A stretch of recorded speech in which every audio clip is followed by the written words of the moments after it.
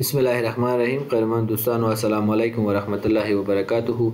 تیر ورځ موږ تاسو د یو نوی پروګرام چې مایکروسافټ ایکسل نومې د انټروډکشن وکړو، په هغه مو خبرې وکړلې او همدا ډول څه رقم کولای شو مایکروسافټ ایکسل پروګرام اوپن کو. په دې مسایلو باندې خبرې وشولې. نن برای شو د مایکروسافټ ایکسل پروګرام په انټرفیس باندې به خبرې وکړو.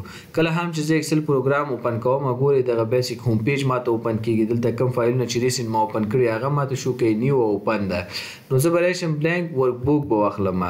کله هم چې ما بلانک ورک بوک واخسته، د ورک بوک څخه هدف دا دی، یعنی د کار کتاب، یعنی هغه کتاب چې موږ تاسو پکې کار کوو، استفاده ترې نه کوو.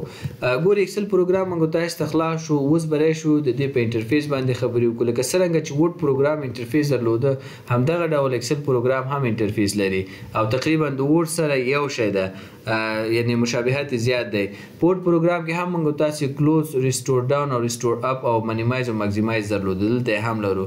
د کلوز په واسطه موږ تاسو ته پروګرام مکمل بنديږي او ریسټور ډاون په واسطه موږ تاسو ته د ایکسل صفحه چې د کوشنه کیږي او بیا چې کلیک کو ریسټور اپ بیرته موږ تاسو ته لویږي، یعنی زوم ان او زوم اوټ د ټولې صفحې له دې ځای کولای شو.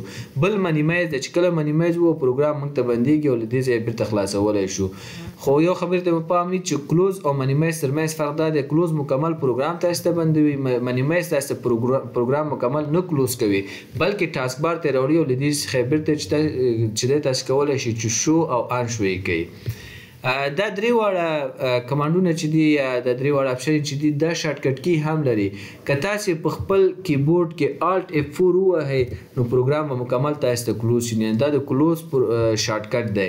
د کلوز شارټ کټ الټ F4 دی. ورپسې چې دی د ریسټور ډاون او ریسټور اپ شارټ کټ چې دی، ګورئ د ریسټور ډاون شارټ کټ تاسو بدل ته ودرېږئ په خپل کیبورډ کې الټ سپیس انټر به ووهئ، دا به تاسو ته ریسټور ډاون کی، او الټ سپیس ایکس به ووهئ، دا به تاسو ته ریسټور اپ کی. یعنی دا د ریسټور ډاون او ریسټور اپ شارټ کټ دی. همدا ډول د منیمایز شارټ کټ کې دی، تاسو په کمپیوټر کې وینډو کی پلس ام ووهئ، دا د منیمایز شارټ کټ دی. منیمایز کوي کله چې غواړئ چې دوباره میکسیمایز کړئ، نو تاسو به بیا وینډو کی شیفت او ام به ووهئ، نو تاسو ته به بیرته ماکسیمایز شي. نو دا هم د شارټ کټ په واسطه باندې تاسو کولای شئ چې کلوز، ریسټور ډاون، ریسټور اپ، منیمایز او ماکسیمایز هم ترسره کړئ. خو د شارټ کټ په واسطه نو تاسو خپل خوښه ده، که شارټ کټ تاسو ته اسانه راځي شارټ کټ نه استفاده وکړئ، او کله دې ونه استفاده کوئ نو دا به لږ اسانه وي. بل خبره هم ملګرو، د ریبون ډسپلی اپشنز یا سیټینګ په اړه باندې دا موږ په ورډ کې هم ویلیو چې کله دې باندې کلیک وکړو، درې اپشن دي دلته. آټو هیډ ریبون باندې چې کلیک وکړو، موږ تاسو ته به ریبون څنګه کې مکمل ورک کی. خو کله هم چې ری شو او دوم ورته انتخاب کو شو ټیپس به یوازې موږ تاسو ته دلته شو کوي او ریبون به نه شو کوي. خو دې کې تر ټولو غوره چې دی شو ټیپس ان کمانډز دا دریم دی. دریم چې کله وو هم به ټیبونه موږ ته شو کوي او هم به ریبونز موږ ته مکمل وښیي. ګورئ دغه خو هوم ټیب، دې ته خو موږ تاسو ټیبونه وایو، هوم ټیب، انسرټ ټیب، پیج لیو ټیب، فرمولا ټیب، دا ټیبونه شو.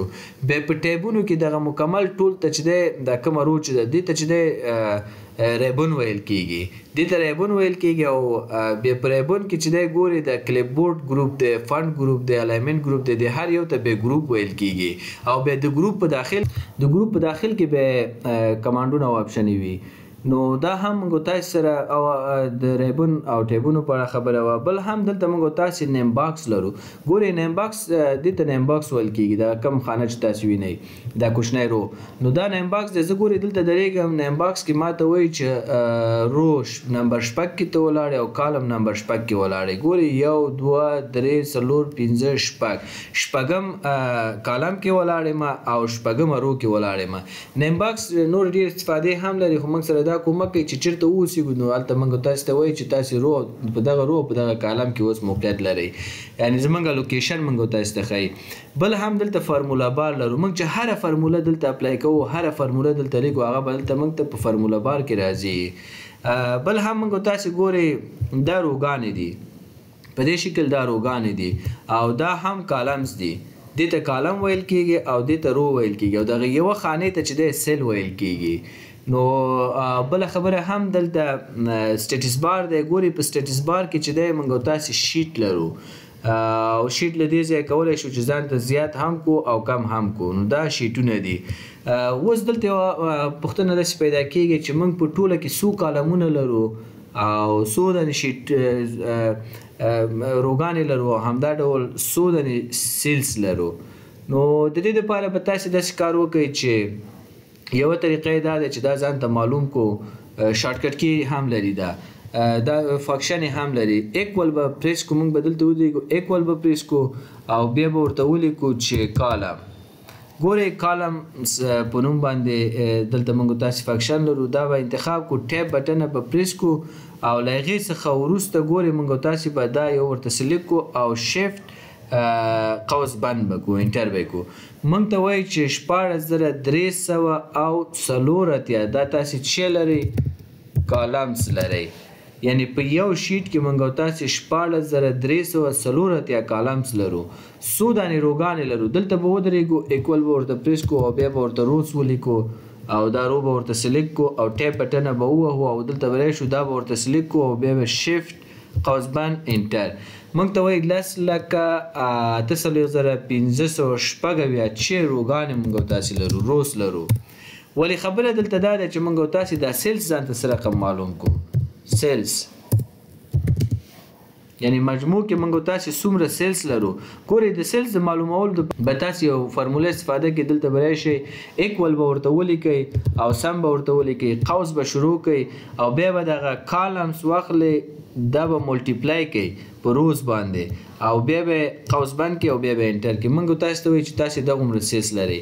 یعنی په یو شیټ کې چې دی موږ تاسې په مجموع کې دا سایز به زه ورته لږ غټ کړم چې تاسو ته صحیح ښکاره شي. په یو شیټ کې چې دی موږ تاسې 16384 کالمز لرو، 10,08,586 روګانې لرو او دغومره بې حسابه سیلونه هم پکې لرو. نو دا موږ تاسې او بله خبره دا چې د هیر مې نشي، په یو ورک بوک کې موږ تاسې کولی شو تر 255 شیټونو پورې څنګه کو واخلو شیټس. یعنی 255 شیټس موږ تاسې په دغه یو ورک بوک کې کولی شو واخلو چې دا ډېر زیات دی او موږ تاسې چې هر څومره لویه کمپنۍ ولرو په دې کې ځایږي. نو دا هم موږ تاسې سره د مایکروسافټ اکسل پروګرام انټرفیس و له دې ځای څخه زومینګ هم کولی شو. څومره چې تاسې خوښه وي نو تاسې زومینګ هم کولی شئ. نو دا د انټرفیس خبرې یو ځل بیا به هم پې تکرار وکړم. دلته موږ تاسې کلوز، ریسټور ډاون، ریسټور اپ کولی شو، منیمایز، ماکزیمایز کولی شو او دا هم د ریبون ډسپلی اپشنز له دې ځای 3 اپشن دي. هر یو چې تاسې خوښه وه هماغه پې اپلای کولی شئ. کویک اکسس ټول بارز لرو.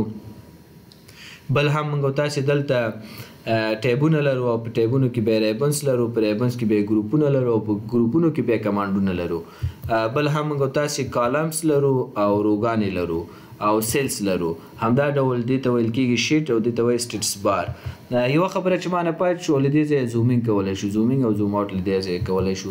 یوه خبره چې ما نه پات شو دغه د کالمز شمېر خو ما وویل تاسو ته باید پریکټیکل هم دا وښیم چې واقعا دغه کالمز چې موږ د فنکشن په واسطه باندې ځان ته معلوم کړو چې څومره کالمز دي او څومره روګانې دي.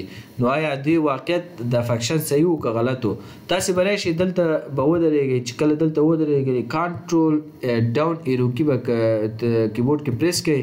ګورئ موږ تاسې اخر سر ته راوړي او دلته 10,08,586 موږ تاسې سره روګانې دي. دا خبره یې صحیح ده.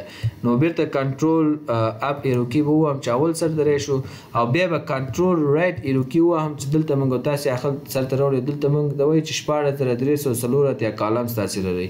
یعنی هم روګانې صحیح وښودلې او هم یې کالمونه صحیح وښودو. نو بناً هغه فنکشن هم صحیح و. دا موږ سره د اکسل پروګرام انټرفیس پورې مربوط خبرې وي. سبا انشاءالله پر نورو موضوعاتو خبرې کوو.